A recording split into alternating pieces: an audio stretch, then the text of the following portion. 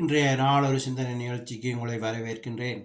இன்றைய நாளொரு சிந்தனை நிகழ்ச்சியை நாங்கள் பார்க்க போவது சிப்பிக்குள் இருக்கும் முத்தை பற்றி.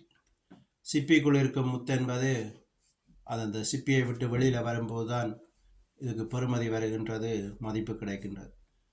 இந்த நிகழ்ச்சியை பார்க்குற வாலிப பிள்ளைகளே, நீங்களும் எழும்பி பிரகாசிக்கும் போது தான் உங்களுக்கும் மதிப்பு கிடைக்கின்றது, ஒரு அந்தஸ்து வருகின்றது. என்னெல்லாம் பார்த்தீங்கன்னு சொன்னால் 90ஆம் ஆண்டு இருக்கும் யாழ்ப்பாணத்தில் நான் இருக்கும்போது இந்திய ராணுவம் வந்திருந்த நேரம் சரியான கஷ்டம், வேலை செய்ய முடியாது. இப்படி 2 வருஷம் இருந்து நாங்கள் 92 வரைக்கும்.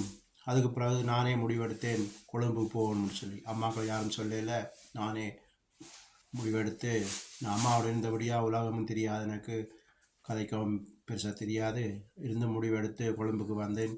கொழும்பில் வந்து வேலை செய்தேன் 13 மாதம். அதுக்கு பிறகு முயற்சி செய்து வெளிநாடு போய்விட்டேன். இப்படியாக நாங்கள் வெளியில் வரும்போது தான் எங்களுக்கு மதிப்பு கிடைக்கின்றது. இது ஒரு சில சபைகளில் இருக்கிற விசுவாசிகளுக்கும் பொருந்தும். நீங்கள் அந்த சபையிலே இருந்தீங்கன்னு சொன்னால் நீங்கள் பிரகாசிக்க முடியாது. அதை விட்டு நீங்கள் வெளியில் வர வேண்டும். வந்தால் தான் இந்த சிப்பிக்குள் இந்த முத்து எப்படி வெளியில் வருதோ அது மாதிரி நீங்களும் வெளியில் வந்தால் தான் உங்களாலையும் பிரகாசிக்க முடியும். இல்லாவிட்டால் நீங்கள் அந்த சிப்பிக்குள்ளேயே அடைபட்டு இருப்பீங்க.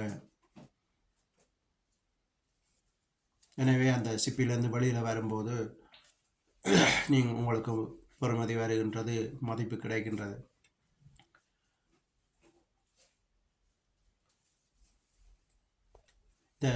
இந்த நிகழ்ச்சியை பார்க்குற ஆண்களுக்கும் சொல்லுகிறேன், நீங்களும் குடும்பம் வீட்டுக்குள்ளே இருந்தீங்கன்னு சொன்னால் உங்களால் உழைக்க முடியாது. சில நேரம் சில பிரிவை கடந்து போகும்போது தான் உங்களால் முன்னேற முடியும். எனவே கொஞ்ச நாளைக்கு பிரிந்து இருந்தாலும் நீங்கள் நல்லா உழைத்து குடும்பத்தை பார்க்க முடியும், சமுதாயத்தை வளர்க்க முடியும்.